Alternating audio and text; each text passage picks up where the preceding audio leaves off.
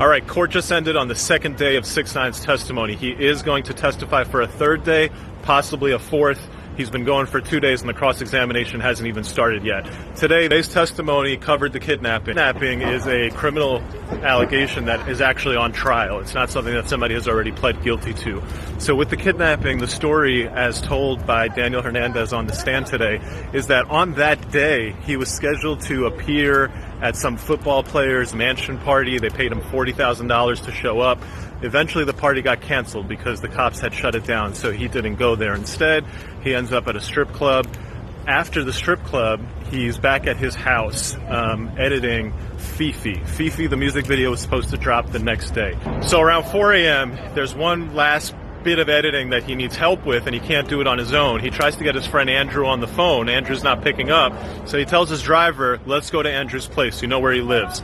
As they're rolling out, they pull up at a red light not far from his house, and they get hit from behind. When they get hit from behind, the driver says, stay in the car. I'm going to go take care of this. I'll let these guys go. The driver assumed that it must have been a car accident, a drunk driver. It's 4 or 5 in the morning.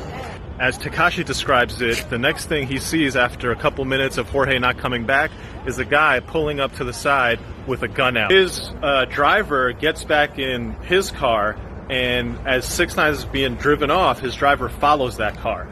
At one point, a couple blocks later, one of the guys who's allegedly kidnapped 6ix9ine jumps out of the car, has a gun on him, and basically runs at the driver, convincing the driver to turn around and stop following them.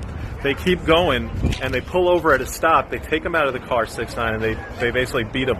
And they just, repeatedly beat him and said, renounce your gang membership, and they record all of that on video. We don't have the video. The video's not been produced in evidence, so it'd definitely be something that come up on cross-examination.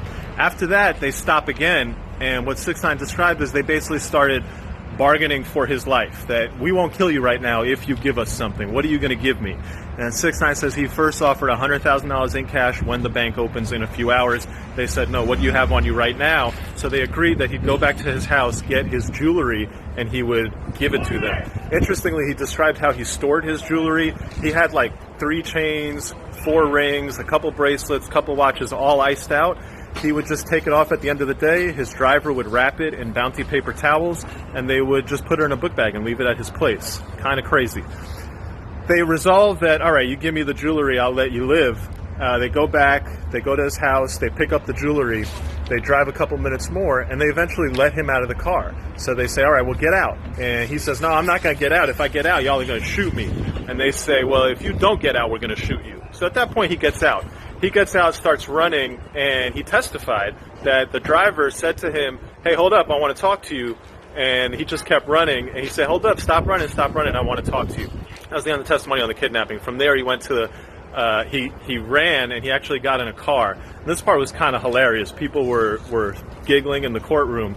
He gets in a car with the guy, and the guy's like, yo, get out of my car, get out of my car. He's like, nah, I'm not getting out. I can't get out. I'm going to die if I get out. You need to just chill out and drive. And so this guy's like, oh, shit, this is kind of crazy. So he starts driving.